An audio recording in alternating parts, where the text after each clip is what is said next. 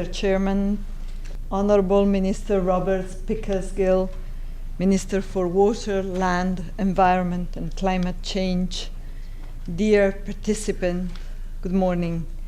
I wish to welcome all of you to this technical workshop on mainstreaming climate change into national development planning and budgeting. It is indeed my pleasure, on behalf of the Prime Minister and the entire government of Jamaica, to welcome all the international delegates to our shores. I would also like to thank the European Commission for hosting this technical workshop on mainstreaming climate change into national development planning and budgeting. We are heartened by the continued support of the Commission and the Global Climate Change Alliance in furthering Jamaica's development, and we look forward to the continued partnership and dialogue.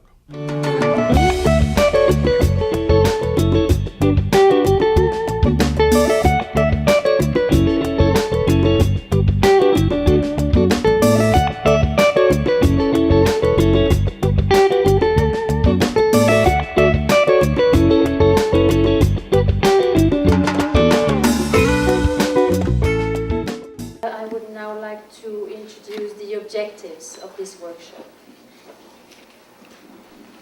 Okay, so the workshop, as I think you are all aware, is focused on mainstreaming climate change.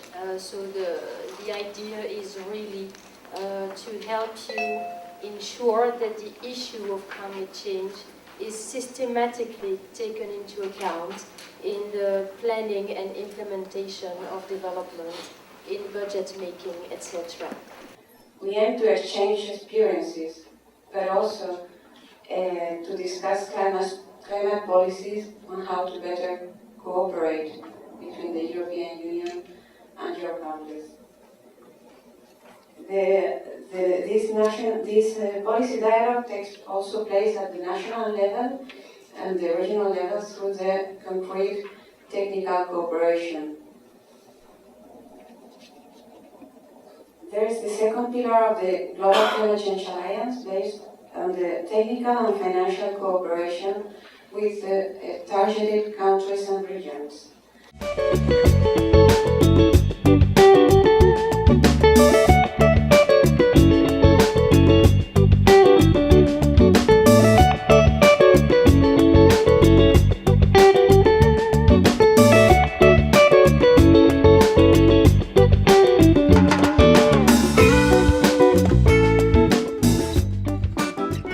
There is a committee that monitors our various public sector investment programs, and so as the chair of that committee, I think it will be the good forum for us to discuss how we can go about integrating climate change measures into all of the other activities and in developing different indicators and measures in terms of our project profiles, because that document doesn't have any section that speaks specifically to climate change, and so it will give them a chance to formulate new ideas amongst themselves, and we can discuss and find ways of integrating that into the overall budgetary process.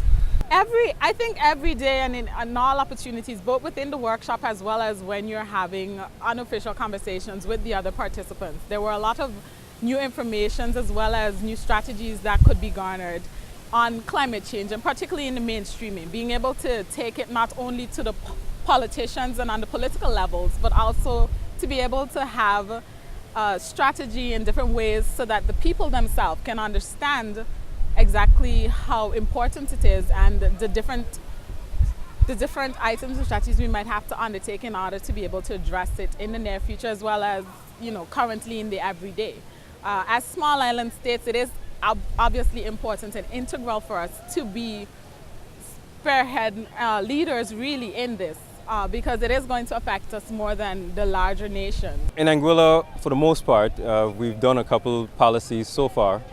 We have a vulnerability assessment that's already been done, a climate change strategy, a draft climate change policy, and a renewable energy policy so far. So this workshop is basically very timely so that we could reiterate those sorts of policies into national development.